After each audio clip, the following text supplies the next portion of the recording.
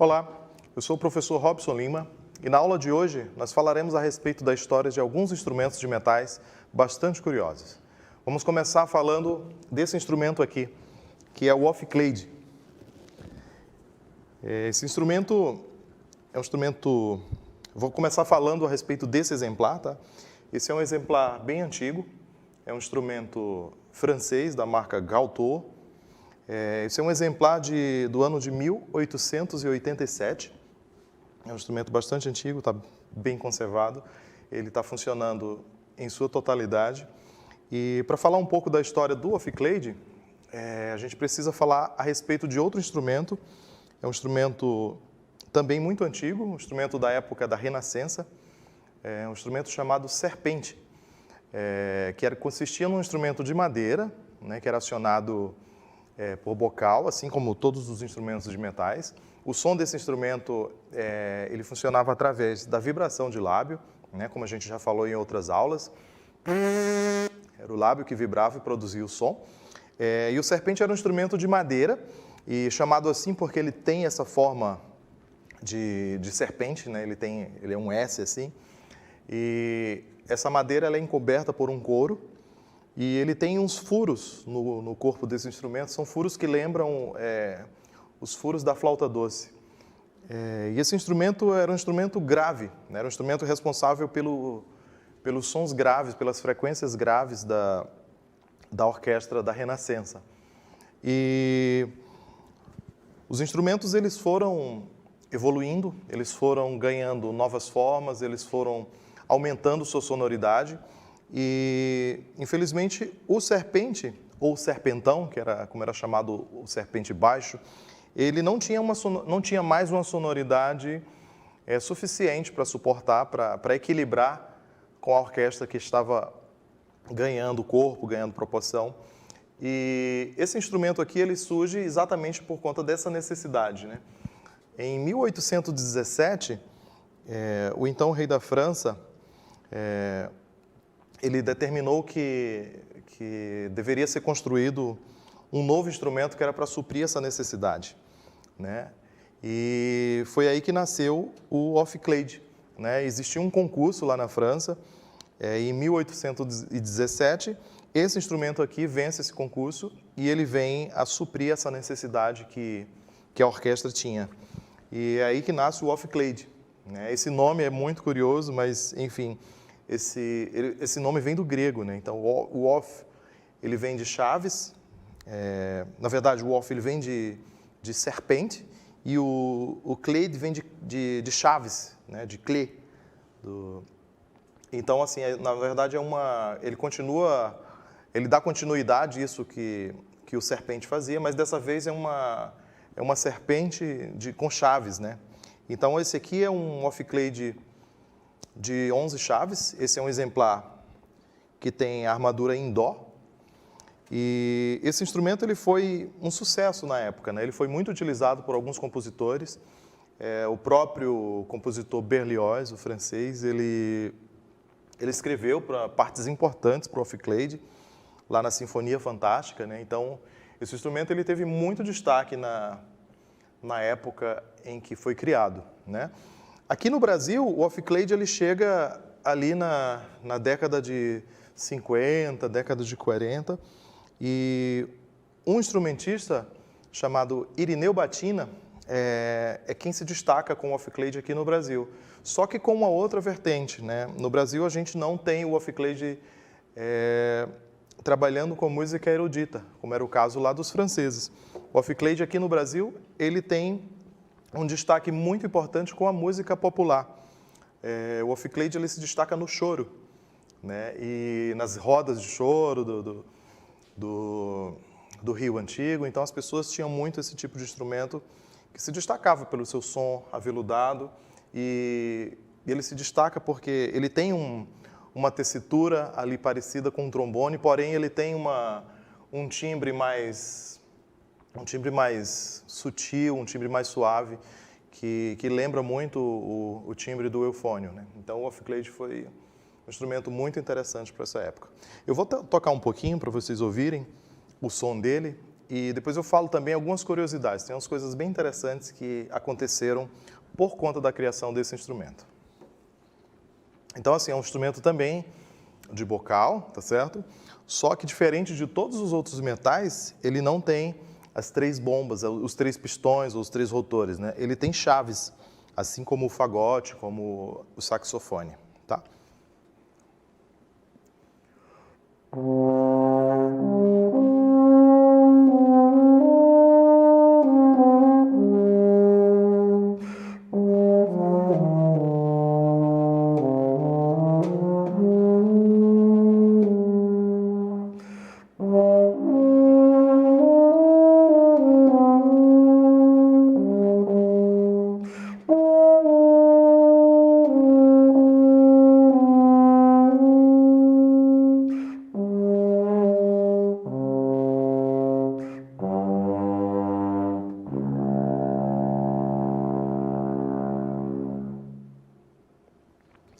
Então, esse aqui é o off-clay de baixo, por isso que ele tem esse grave, né? E esse instrumento foi quem representou esse grave aí da orquestra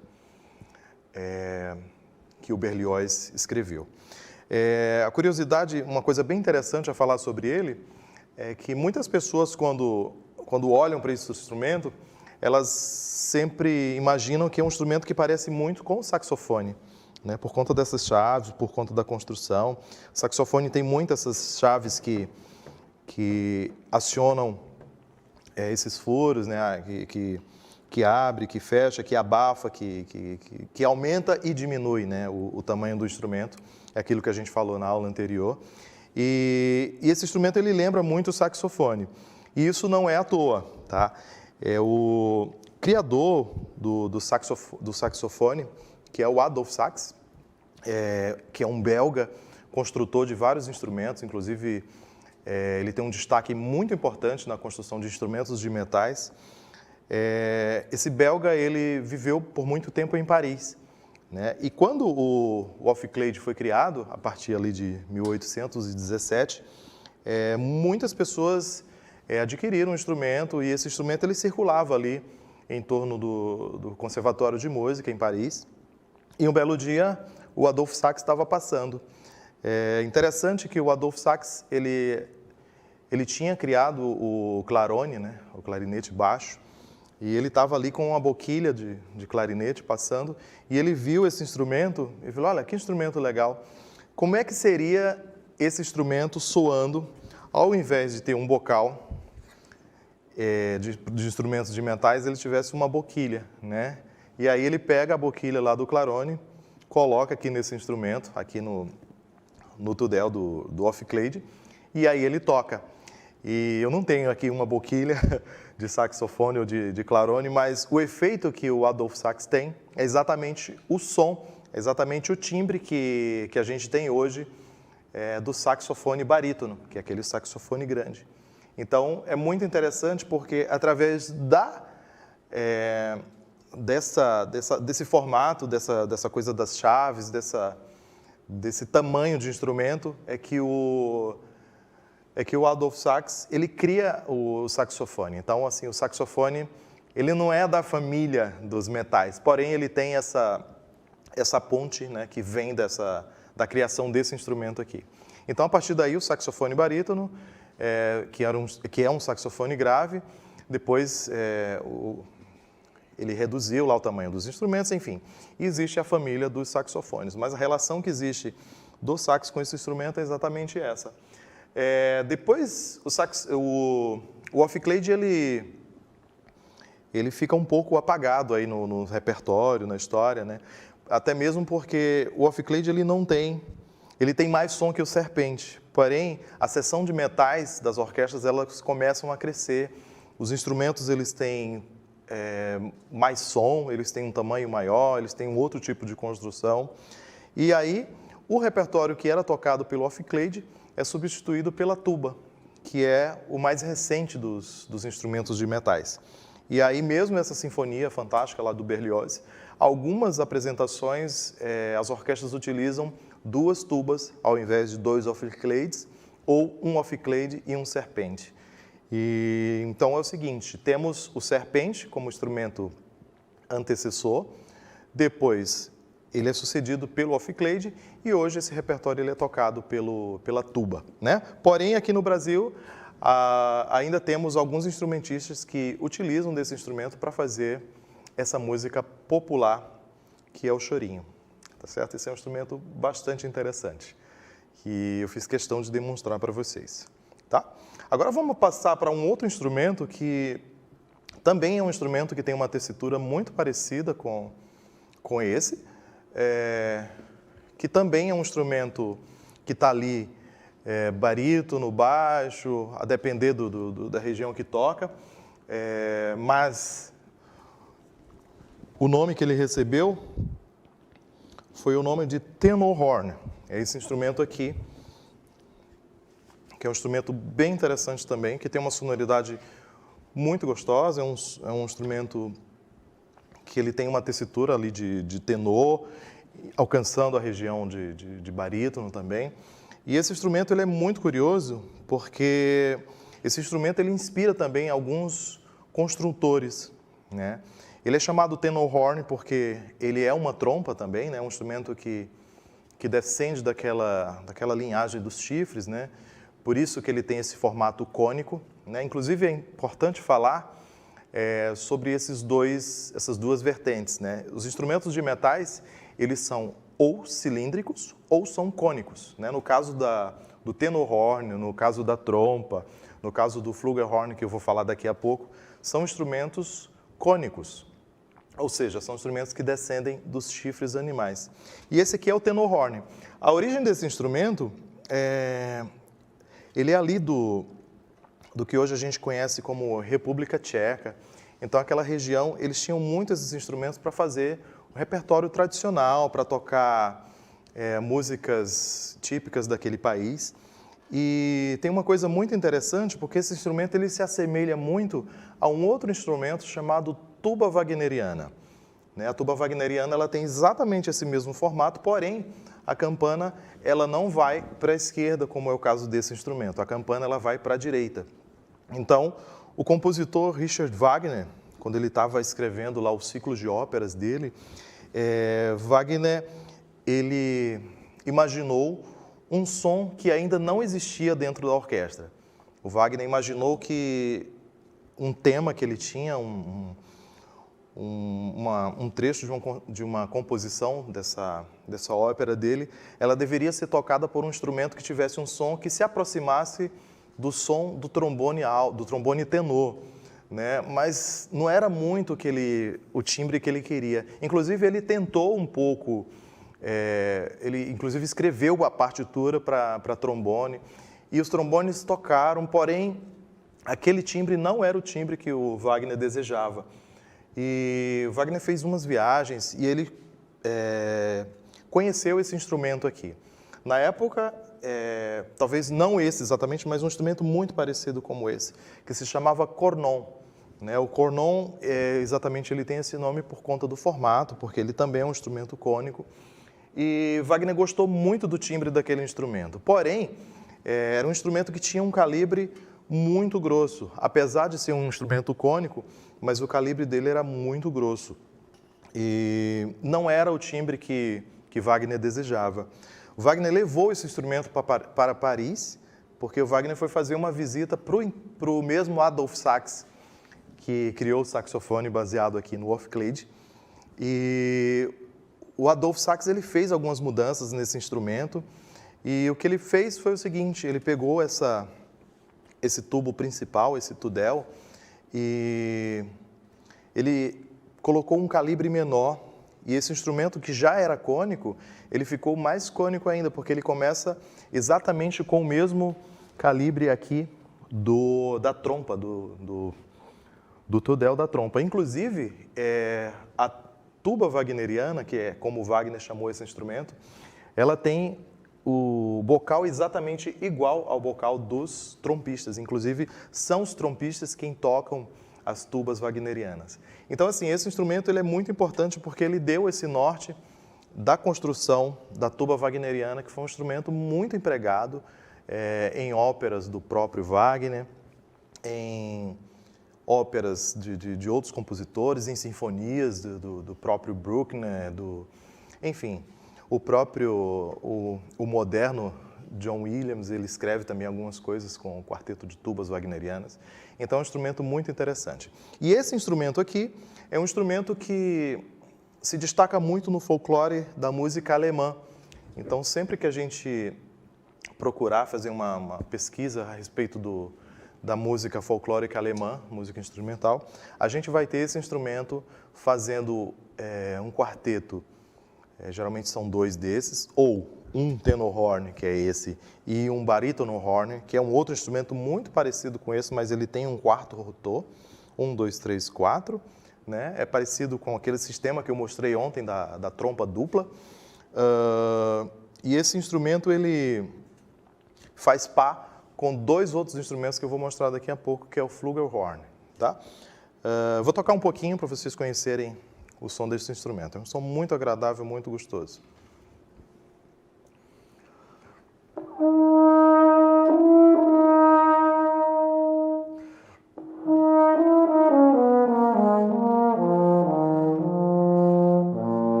Então, esse é o timbre aqui do tenorhorn, tá? Já que eu falei sobre essa música dos alemães, essa música folclórica dos alemães, o instrumento que faz par, né, o duo de instrumento que faz par com esses outros 2 aqui, que é o tenor e o barítono-horn, é o flugelhorn, tá? Porém, a gente tem 2 modelos. Pelo menos eu trouxe aqui 2 modelos de flugelhorn. Esse que está aqui na ponta, esse é o flugelhorn com esse modelo alemão, tá?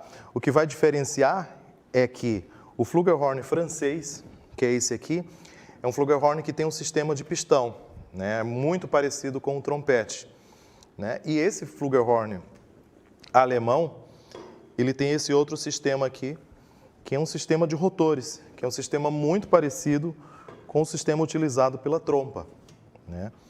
É um instrumento simples, significa que ele não é um instrumento que tem 2 afinações, né? Esse é um flugelhorn que tem uma armadura em si bemol. Esse é um instrumento de uma marca alemã.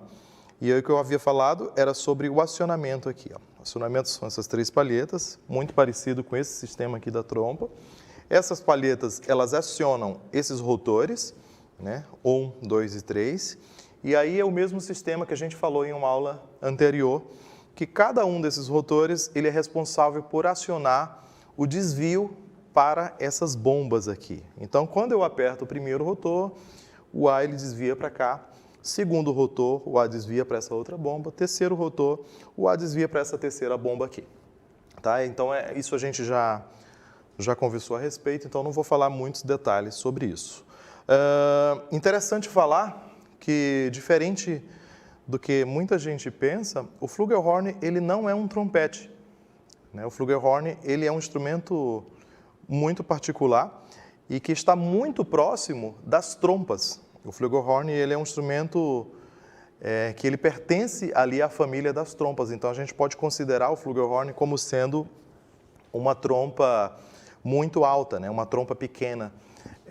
Na aula anterior eu mostrei aquela trompa discante, então aquela é uma trompa discante em Fá e o flugelhorn é um instrumento em Si bemol, mas eles vão estar ali trabalhando em uma tessitura bem parecida, tá?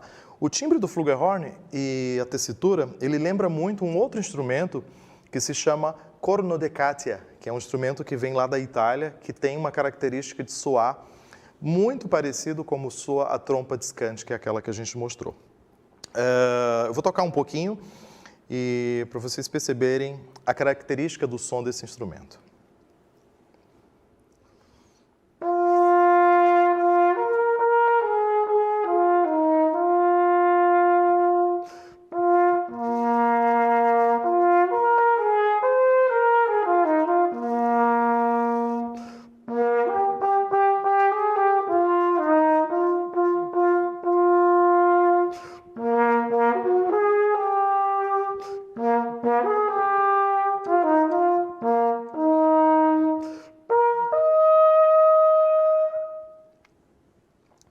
instrumento, ele diferente do som do trompete, ele tem uma suavidade muito presente no timbre dele. E essa suavidade, ela existe por conta do formato desse instrumento. Como eu havia falado a respeito do tenor horn e do barítono horn, esse instrumento, o flugelhorn, ele também é um instrumento cônico, né? Se vocês observarem, ele começa aqui com um calibre pequenininho, com um bocal muito parecido com o bocal do trompete, isso por fora, porém dentro a gente tem um bocal muito fundo, como é o caso do bocal das trompas, né?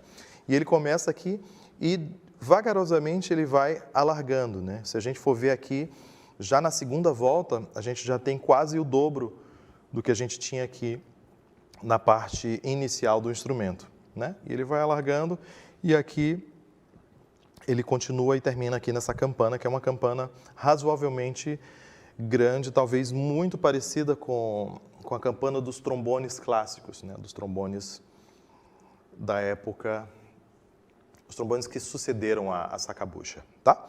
Então, esse é o flugelhorn do modelo francês.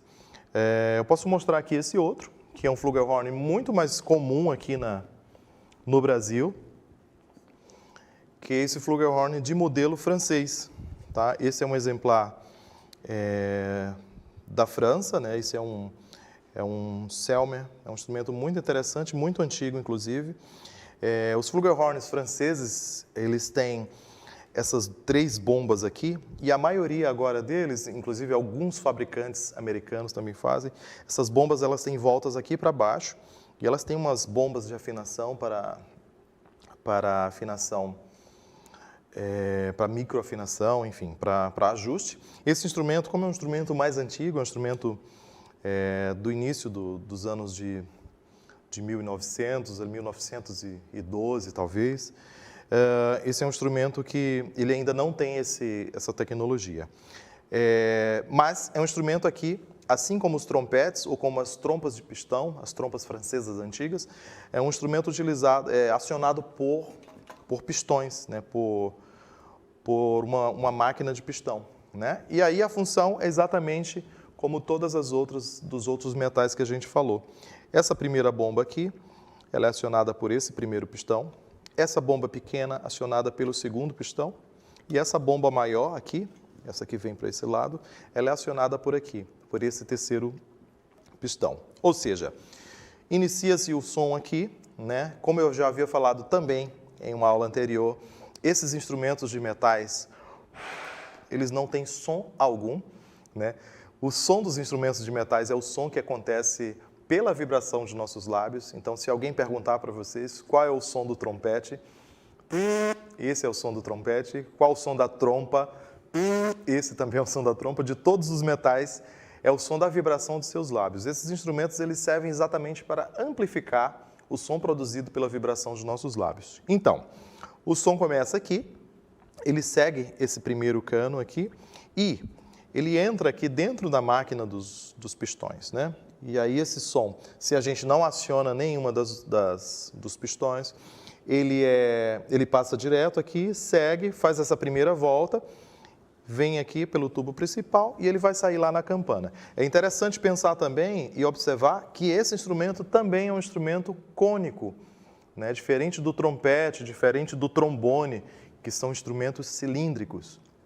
Esse é um instrumento cônico, como é o caso do flugelhorn, do tenor horn, das tubas modernas, das tubas wagnerianas, das trompas discantes, enfim, são instrumentos cônicos, né? E ao acionar as chaves, primeiro toquei, o som é desviado para cá, o tamanho do instrumento aumenta e eu vou ter um som um pouco mais grave. Aqui é a mesma coisa, aqui é a mesma coisa. Eu posso exemplificar tocando uma sequência de 7 posições, aquela mesma que a gente falou em uma das aulas anteriores, e eu vou tocando essas 7 posições e vocês vão entendendo o quanto esse instrumento vai alongando, tá? Se o instrumento vai alongando, então ele vai ficando maior e mais grave, tá certo? Vou tocar então primeira, segunda, terceira até a 7ª posição. Quando eu falo posição, eu estou me referindo às digitações, às combinações possíveis entre os rotores ou, no caso, os pistões, tá? Então, primeira posição, vou tocar a nota Sol do trompete, da trompa, do flugelhorn em si bemol, né? E vou descer até a sétima posição possível, tá?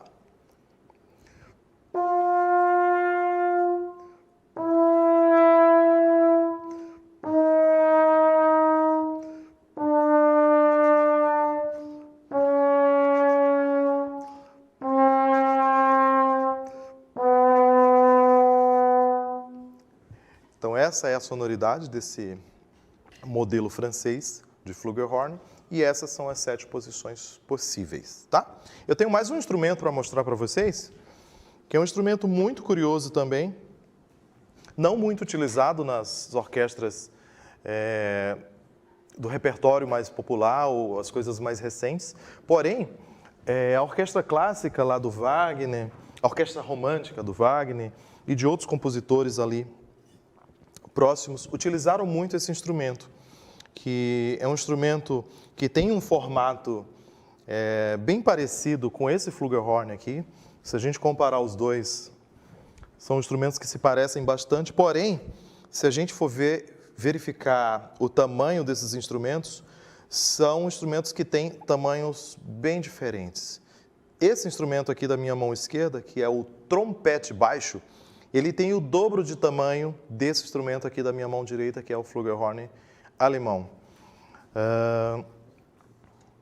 Esse instrumento ele também pode ser construído de duas maneiras. Esse aqui é um exemplar que tem um acionamento por chaves, né, que vai movimentar os rotores, é o mesmo princípio do flugelhorn que eu falei agora há pouco. Porém, esse instrumento é um trompete. Quando a gente fala de trompete, já imaginamos que ele é um instrumento que não é cônico, ele é um instrumento cilíndrico, assim como os trombones. Inclusive, é importante falar, é importante salientar que, vejam que curioso, a tuba wagneriana é um instrumento que é tocado pelos trompistas. O flugelhorn, que é uma trompa, geralmente ele é tocado por trompetistas. E esse trompete, que é um trompete baixo, ele geralmente é um instrumento tocado pelos trombonistas. Vejam como ele soa.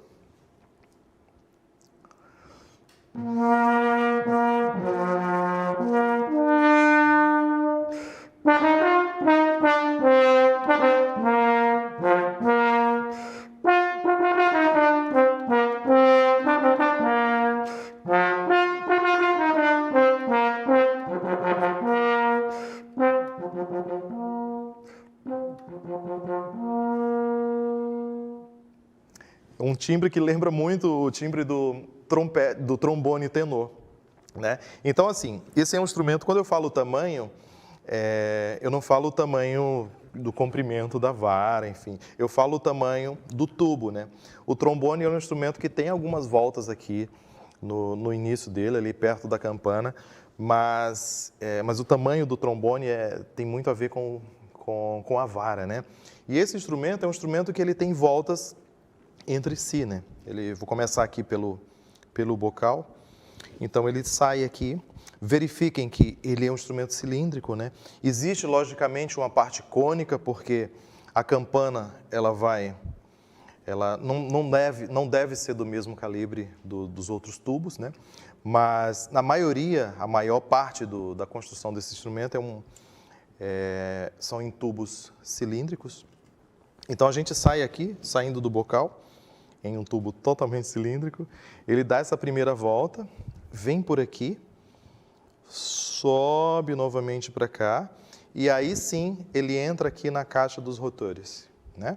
Como eu não vou acionar nenhum dos rotores, esse som ele vai passar direto aqui, vai seguir lá para o final, ele volta novamente, e aí sim ele chega no trajeto final, que é exatamente o tubo que inicia aqui, ó.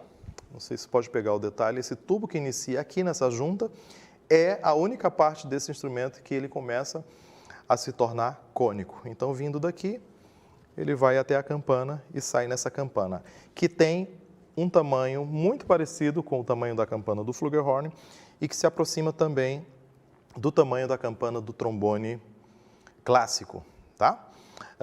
Tem um detalhe importante, só para a gente encerrar aqui sobre a história desses instrumentos, tem um detalhe importante que o tubo de afinação é esse tubo aqui, ó, é esse primeiro que vem aqui do bocal, tá? Então, essa junta aqui é que é a junta que eu consigo alongar e encurtar desse instrumento, né? Curioso falar disso porque no caso dos Flugelhorns, tanto o modelo alemão quanto o modelo francês, esse alongamento ele acontece logo aqui depois do bocal, né? Eu consigo aumentar o tamanho do tubo aqui e diminuir. Então, quando eu faço isso, eu posso até demonstrar para vocês perceberem bem. Se eu toco com ele todo fechado, vou tocar uma nota, a mesma nota que eu toquei agora há pouco, no início da sequência da série do outro Flugelhorn. Vou tocar a nota Sol do instrumento em Si bemol, que vai ser um Fá real. Isso com ele todo fechado. Se eu abrir aqui um pouquinho, vocês já vão notar a diferença.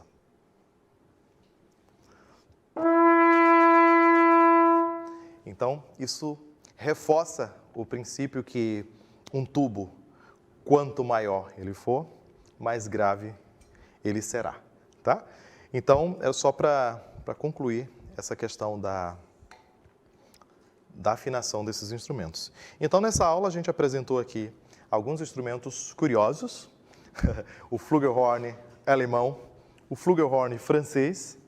Falamos da incrível história de um instrumento que tem data de fabricação, né, que é o Hofklade. Falamos do Tenorhorn e falamos aqui um pouco a respeito do trompete baixo. Então, com relação a isso, era o que eu tinha a falar. Muito obrigado e nos vemos no próximo encontro.